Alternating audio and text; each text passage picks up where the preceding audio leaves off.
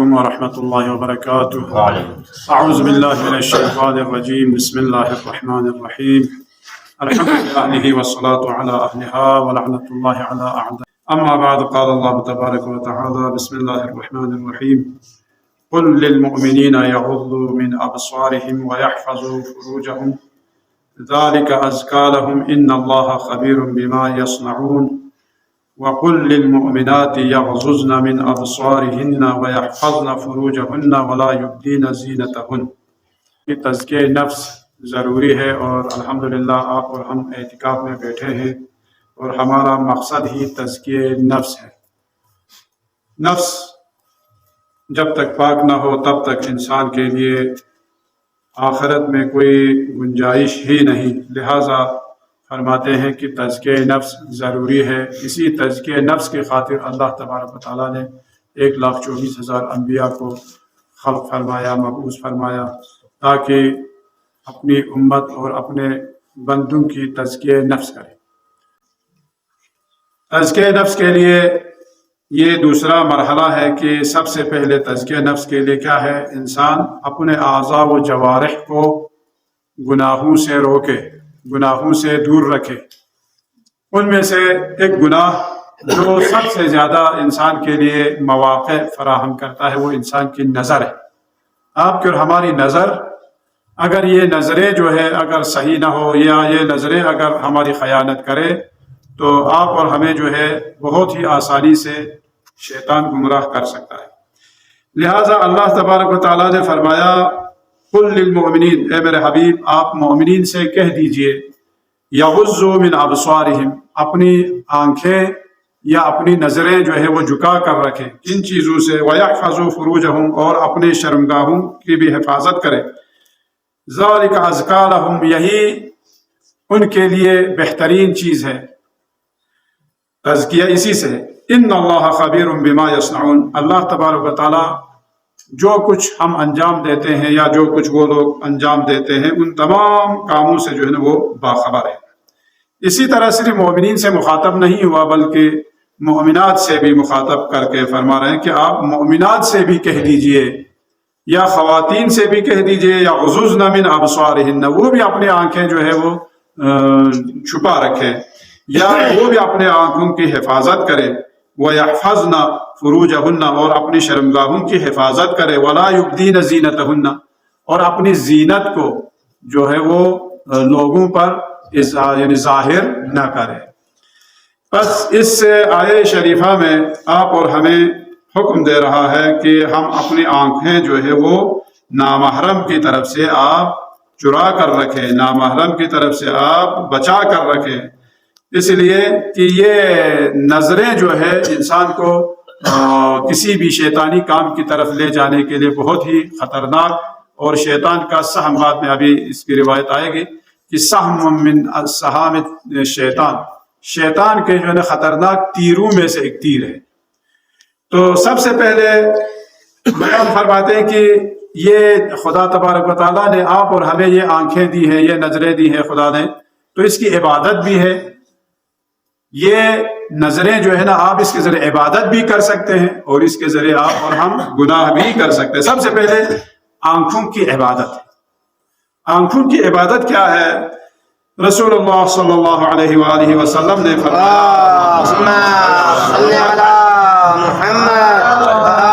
نظر الولد الی والدیہ حبا لہما عبادہ۔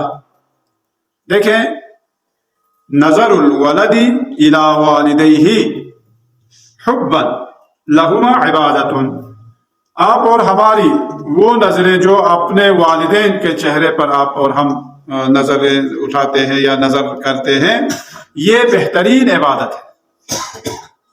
اپنے والدین کا چہرہ دیکھنا بہترین عبادت ہے، حبا، لیکن شرط یہی کہا کہ محبت کے ساتھ، آپ اپنے والدین کے احترام کے ساتھ، محبت کے ساتھ ان کی طرف دیکھنا، یہ بھی کیا ہے؟ عبادت ہے۔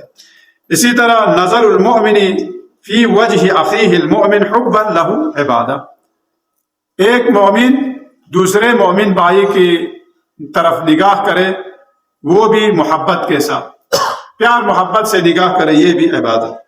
النظر فی وجہ العالم حبا لہ عبادہ، کسی عالم دین کی طرف محبت سے نگاہ کرنا یہ بھی ایک عبادت. نظر المرأة الى زوجها عبادت و تکفیر للذنب. ایک شخص کا یا ایک عورت کا اپنے شوہر کی طرف نگاہ کرنا یہ بھی عبادت ہے، اور عبادت کے علاوہ اپنے گناہوں کے لیے کفارہ ہے. یعنی میاں بیوی اگر ایک دوسرے کی طرف نگاہ کرتے ہیں پیار محبت سے تو یہ ان کے گناہوں کے لیے کفارہ ہے. النظر فی المصحف ای القرآن عبادت والنظر الی الکعبۃ عبادہ. اسی طرح قرآن مجید کا دیکھنا، قرآن مجید کی طرح یعنی صفحے پر نگاہ کرنا اور خانہ کعبہ کی طرف نگاہ کرنا یہ بھی کیا ہے؟ عبادت ہے. النظر الی الامام المقسط عبادہ. عادل امام کی طرف نگاہ کرنا یہ بھی عبادت. امام سجاد علیہ السلام حق فرجک فحفظه مما لا يحل لك والاستعانة عليه بغض البصر فإنه من اعوان الاعوان.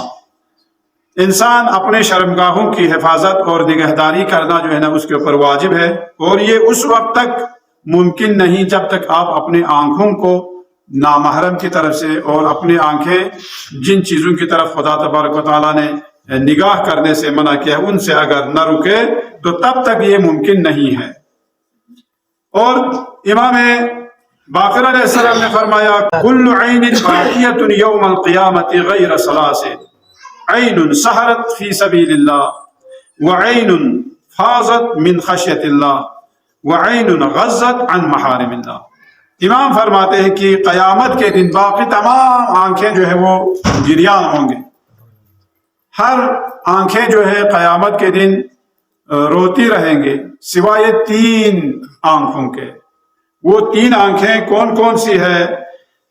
راہ خدا میں شب بیداری کرے، رات کو اٹھ کر نماز پڑھے یا نماز شب. اگر آپ لوگوں کے کو سستی اگر آ رہی ہے تو ایک لطیفہ سنا.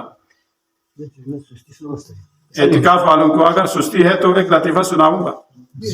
ہاں، وہ لطیفہ یہ ہے کہ ایک جوان آپ لوگوں کی طرح شادی کا وقت ہو چکا ہے، لیکن کوئی شخص اس کو لڑکی دینے کے لیے تیار نہیں. جہاں بھی جاتا تھا وہ بیچارہ واپس آتا تھا.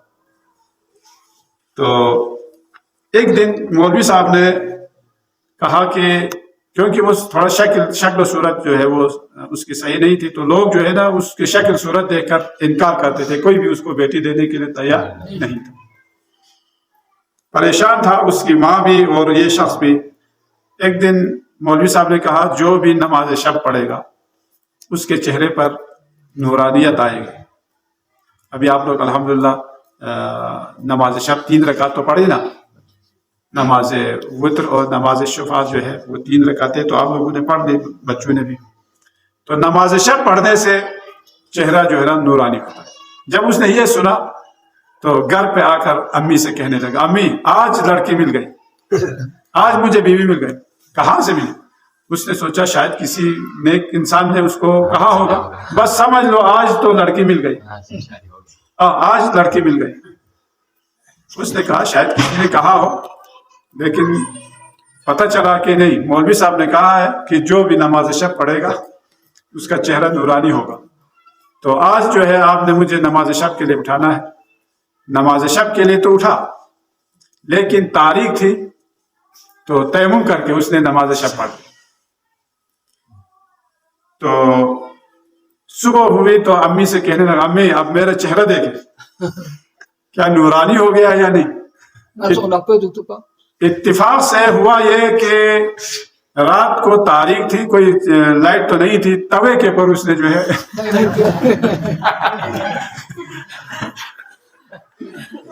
توے کے اوپر اس نے جو ہے وہ تیمم کر دیتے. تو امی نے چہرہ دیکھا بیٹا اگر نورانیت جو ہے وہ کالی ہے تو بہت ہی خوبصورت ہوگی، لیکن اگر نورانیت سفید ہے تو یہ ایک لطیفہ تھا بہرحال آپ ان کو خوش کرنے کے لیے. تو نماز شب حدیث میں فرماتے ہیں، امام فرماتے ہیں کہ جو بھی نماز شب کے لیے اٹھتا ہے اور نماز شب میں جو خدا کے خوف خدا میں روتا ہے تو وہ شخص اور اس کی آنکھیں جو ہے قیامت کے دن اس کو رونا نہیں پڑے. بس جو خوف خدا میں وہ رات گزارے، یعنی رات کی عبادت میں گزارے، اور خشیت اللہ یعنی ناجائز چیزوں کی طرف نہ دیکھے، تو خدا تبارک و تعالیٰ قیامت کے دن یہ 3 آنکھیں جو ہے نا ان کو رونے نہیں دیتے. بس ایک تو راہ خدا میں آپ جاگنا، خوف خدا میں گریہ کرنا، اور اسی طرح دوسری حدیث میں تھی ایک جو ہے نا امام حسین علیہ السلام کے اوپر گریہ کرنا. یعنی اگر یہ ہماری آنکھیں ہو تو قیامت کے دن انشاءاللہ آپ اور ہمیں رونے کی نوبت نہیں آئے گی. اب ایک قصہ ہے خیانت چشم. آنکھوں کی یہ تو عبادتیں تھی، والدین کی طرف نگاہ کرنا، قرآن کی طرف نگاہ کرنا، علماء کی طرف نگاہ کرنا، مومن کی طرف نگاہ کرنا، یہ تو عبادتیں تھی آنکھوں کے. اب آنکھوں کی خیانت کیا ہے؟ ابھی عرض ہوا امام جعفر صادق علیہ السلام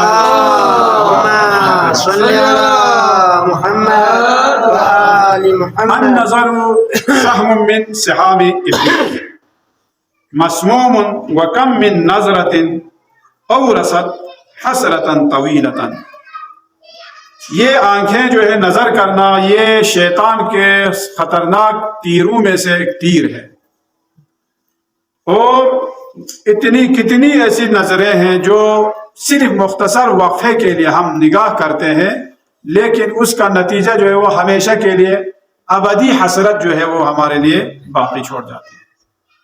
یعنی آپ اور ہم اگر کسی نامحرم کی طرف دیکھیں تو یہ 2 منٹ کی لذت ہے. اب یہ گناہ تو ہمارے اوپر ہے، اور اسی گناہ کو اگر ہم ساتھ لے کر قیامت میں پہنچ جائے توبہ کیے بغیر تو یہ ہمارے لیے ابدی مصیبت کا باعث ہے. تو امام فرماتے ہیں کہ مختصر سے وقفے کی مثلا لذت کے لیے تم ابدی عذاب کو جو ہے نا اپنے لیے مول لیتے ہو. اس کے بعد اول النظر لکا والثانیۃ علیک والثالثۃ فیہا ہلاک. تا ابھی بعض دفعہ آپ چلتے چلتے کوئی نامحرم سامنے آ جاتے، اس کی طرف نگاہ کرنا، ایک دفعہ پہلی مرتبہ نگاہ پڑے تو کوئی بات نہیں، وہ مشکل نہیں، لیکن ایسا بھی نہیں کہ آپ اسی کو تکتے ہوئے دیکھتے رہے پہلی نظر کہہ کر.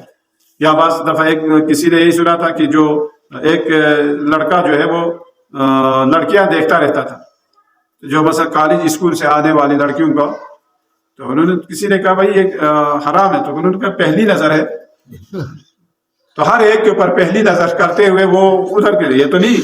پہلی نظر سے مراد یہ ہے کہ کہیں سے آتی ہے، وہ آ رہی ہے تو آپ کی نظر اس کے اوپر پڑ جاتی ہے، انسان کے اختیار میں نہیں، وہ نظر مراد ہے، وہ آپ کے لیے کوئی مشکل نہیں. لیکن دوسری نظر جو ہے وہ کیا ہے؟ والثالث علیک، یہ تمہارے اوپر جو ہے نا یہ تمہارے لیے عذاب کا باعث ہے. والثالثۃ فیہا ہلاک، تیسری طرف دفعہ اگر آپ نگاہ کریں تو یہ آپ کے لیے ہلاکت ہے. اچھا، ایک یعنی ثواب ہے من نظر الی امرأۃ فرفع بصرہ الی السماء او غمض بصرہ لم یرتد الیہ بصرہ حتی یزوجہ اللہ عز وجل من الحور العین.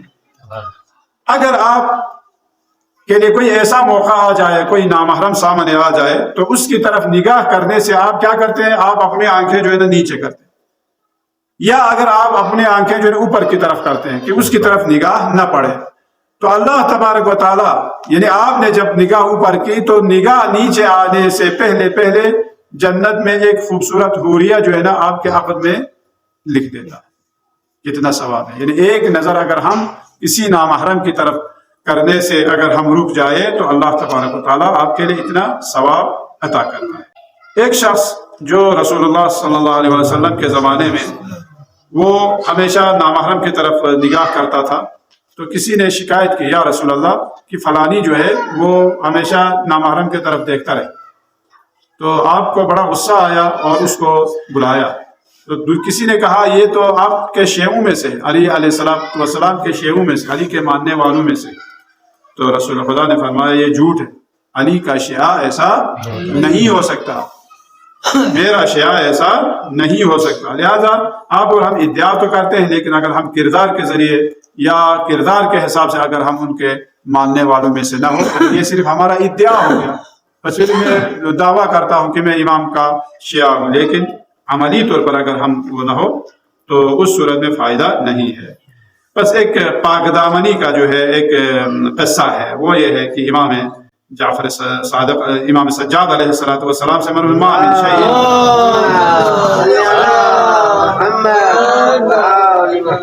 امام سجاد فرماتے ہیں ما من شیء احب الی اللہ بعد معرفته من عفت بطن و فرج. خدا کی معرفت حاصل کرنے کے بعد سب سے بہترین عمل کیا ہے؟ بہترین عمل یہ ہے کہ رزق حلال کھائے، یعنی اپنے شکم اور اپنے پیٹ کی حفاظت کرے، اور دوسرا اپنے شرمگاہ کی حفاظت کرے. یہ بہترین عمل ہے. تو اسی سلسلے میں ایک قصہ ہے سلیمان بن یسار. یہ ایک بہت ہی متدین، دیندار، متقی، پرہیزگار اور بہت ہی خوبصورت ایک انسان تھا. بہت ہی وجیح، چاند جیسا اس کا چہرہ تھا. یہ لوگ عمرہ پر یا حج پر عازم زیارت خانہ خدا جو ہے نا وہ ہوئے، اور جاتے جاتے ابوا کی منزل پر جب یہ لوگ پہنچے تو وہاں پر انہوں نے اپنا خیمہ لگایا. خیمہ لگانے کے بعد اس کا جو دوست تھا وہ بازار میں کھانا لینے گیا. تو اتنے میں ایک عورت آ گئی، ایک برقع پوش عورت آ گئی. اس نے جب اس شخص کو دیکھا سلیمان کو تو اس کے پہلی نظر میں وہ عاشق ہو فرفتہ ہو گئی وہ عورت. اس عورت نے اپنا برقع یعنی اتارا یا چہرے سے، اور وہ خود بھی ایک چاند جیسی بہت خوبصورت عورت تھی. تو اس عورت نے کہا یعنی مجھے آپ میری جو ہے نا وہ تمنا پوری کرے. تو اس نے سوچا شاید کوئی کھانے پینے کی چیز، اس نے کھانے پینے کی چیزیں ڈھونڈنے لگے تو اس کو دے دے. تو اس نے کہا میرا مقصد یہ نہیں ہے، میرا مقصد کچھ اور ہے. ہاں. تو پھر وہ سلیمان بن یسار جو ہے بہت شرما گئے اس بات سے. پھر وہ اپنے یعنی گھٹنوں پہ سر رکھ کے زار زار رونے لگے. بہت رویا، اتنا رویا کہ اس کی آنکھیں سوج گئی. اتنا یعنی متقی پرہیزگار شخص، آنکھیں سوج گئی. جب اس کو روتے ہوئے اس نے دیکھا اس عورت نے تو وہ وہاں سے چلی گئی. جب اس کا دوست جو ہے وہ کھانا لے کر خیمے میں آیا تو سلیمان کی تو آنکھیں بھی سجی ہوئی. بھئی کیا ہوا؟ تو اس نے کہا شاید تم یہ سوچ رہے ہو، سلیمان نے کہا، کہ میں اپنے بیوی بچوں سے دوری کی وجہ سے میں رو رہا ہوں. ایسا نہیں، بلکہ کچھ ایسا واقعہ پیش آیا. تو اب اس کا دوست بھی رونے لگا. دوست بھی، دونوں زار زار رو رہے ہیں، دونوں رونے لگے. تو سلیمان نے کہا تم کیوں رو رہے ہو؟ تم کیوں رو رہے ہو؟ تو اس نے کہا میں اس لیے رو رہا ہوں کیونکہ اگر ہم جیسے یعنی کم ایمان یا کمزور عقیدہ والے ہوتے تو میں برداشت نہ کرتا. یہ بھی شکر ہے کہ یہ امتحان میرے اوپر نہیں آیا، اس لیے میں روتا ہوں. یعنی انسان، کیونکہ یہ امتحان بہت سخت امتحان ہے انسان کے اوپر. صفا اور مروہ میں سعی کرنے کے بعد حجر اسماعیل پر وہاں پر عبادت میں مصروف ہو گئے، اور عبادت میں مصروف ہوتے ہوتے اس کو وہاں پر نیند آ گئی، تھکاوٹ کی وجہ سے نیند آ گئی. تو انہوں نے خواب میں دیکھا ایک بہت ہی نورانی اور خوشبودار جوان جو ہے ان کے سامنے. سلام کلام کرنے کے بعد سلیمان نے ان سے پوچھا آپ کون ہیں؟ تو آپ نے کہا میں حضرت یوسف ہوں. تو انہوں نے کہا کیا آپ وہی یوسف ہیں جو حضرت یعقوب علیہ السلام کا فرزند؟ جی ہاں میں وہی یوسف. تو پھر سلیمان نے کہا یعنی آپ کی پاک دامنی کی بھی کیا بات ہے کہ زلیخا اتنا سبق کے آنے کے باوجود بھی آپ نے اس کی طرف رخ نہیں کی. تو حضرت یوسف علیہ نبی علیہ السلام نے بھی فرمایا میرے قصے سے زیادہ تمہارا قصہ جو ہے مشکل تھا. اس طرح تم بچے اس گناہ سے کہ یہ میرے قصے سے بھی زیادہ تعجب آور ہے. میں تو پیغمبر ہوں، تم ایک عام انسان ہوتے ہوئے اس چیز سے رک جانا یہ کب ممکن ہے؟ یہ تزکیہ نفس کے ذریعے ہی ممکن ہے. اگر تزکیہ نفس نہ ہو تو ہم جہاں بھی جیسے حیوانوں کی طرح جہاں بھی انہیں گھاس نظر آتا ہے وہاں پر ہم بھی چلے جاتے ہیں. تو ایسا نہ ہو. اللہ تبارک و تعالیٰ کی بارگاہ میں ہم یہی دعا کرتے ہیں خدایا محمد و آل محمد کے صدقے میں اس ماہ مبارک رمضان کے صدقے میں، خصوصاً یہ آخری دہائے مبارک رمضان کے صدقے میں ہم سب کو تزکیہ نفس کی توفیق عطا فرما، اور ہم سب کو تمام گناہوں سے بچنے کی توفیق عطا فرما، اور گزشتہ گناہوں کو معاف فرما، ہمارے والدین عزیز اقربا کے گناہان صغیرہ کبیرہ معاف فرما۔ والسلام علیکم ورحمۃ اللہ وبرکاتہ۔